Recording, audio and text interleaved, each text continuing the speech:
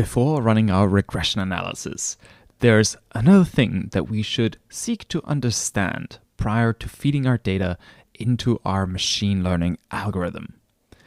As part of the data exploration, we need to understand to what extent our variables move together.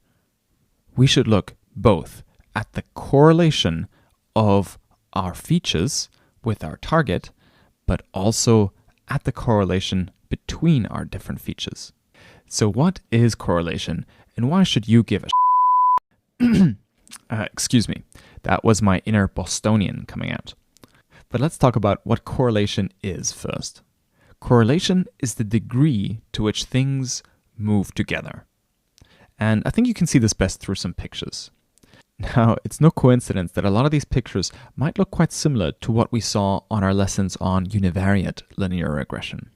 So here in our first picture on correlation, we have a chart showing two variables, how much sun I get and how much ice cream I eat. These variables clearly have a relationship. The amount of sun and the amount of ice cream tend to move together. If one of these values is high, then the other value tends to be high too. If one of them is low, then the other one tends to be low as well. This is called a positive correlation. The amount of sun and the amount of ice cream I eat are positively correlated. Okay, so what about a negative correlation? A negative correlation looks like this. The resulting graph will be downward sloping. What we're looking at here is the amount of time I spend on a packed train carriage, hunched over with my face in somebody else's armpit on the London Underground, and how happy I am. And looking at this graph, the more time I spend on the London Underground, the less happy I am. If one of these variables has a high value, then the other one tends to have a low value.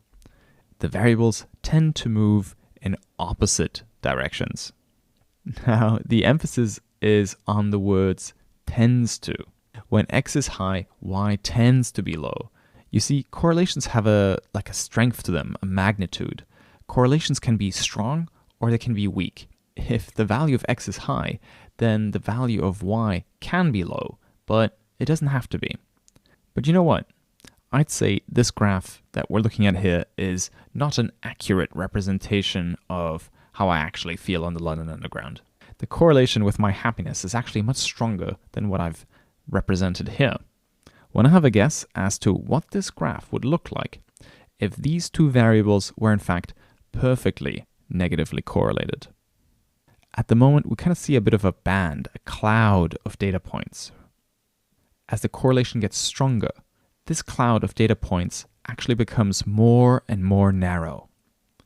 In the extreme, all the data points would line up to pretty much form a straight line. Now, this is a much more accurate representation of how I feel about British transport infrastructure from the days of Queen Victoria. Okay, so we've looked at a picture of perfect correlation, perfect negative correlation at that. What do you think the graph would look like if the reverse was true? What would this graph show if there was no correlation between the two variables at all? It would actually look like this. Remember how I said that the cloud of data points narrowed as the strength of the correlation increased? If there's no correlation, then we get a plot that looks somewhat like this. We get a cloud of points with no clear pattern. In other words, the number of divorces in the state of Maine are uncorrelated to the amount of margarine consumed. Now, so far, I've been explaining the intuition behind correlation in a very visual manner. However, you'll typically see correlation written about in mathematical notation. And the notation for correlation tends to look like this. We tend to use the Greek letter rho for correlation. Also, the correlation is actually calculated as a single number between -1 and +1. -1 is a perfect negative correlation, and +1 is a perfect positive correlation. And a correlation of 0 means that there's no correlation at all. The variables are uncorrelated. Okay, so I hope that makes sense.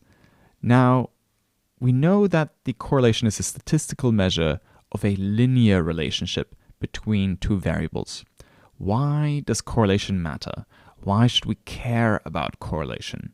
Why should we look at the correlations of our features during the data exploration stage?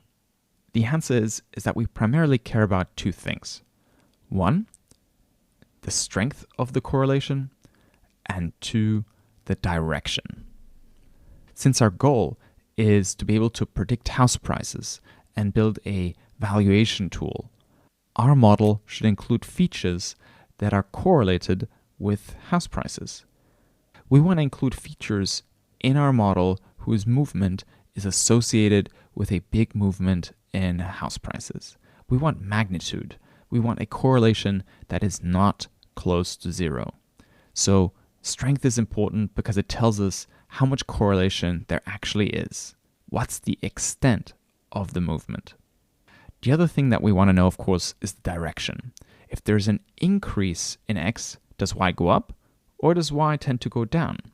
The direction is important because it tells us if the moves are in the same or in the opposite direction. In other words, is the correlation positive or negative? But enough talking. How do we actually find these correlations? In two ways, by calculating them and by visualizing them in Jupyter Notebook. Let's do that now.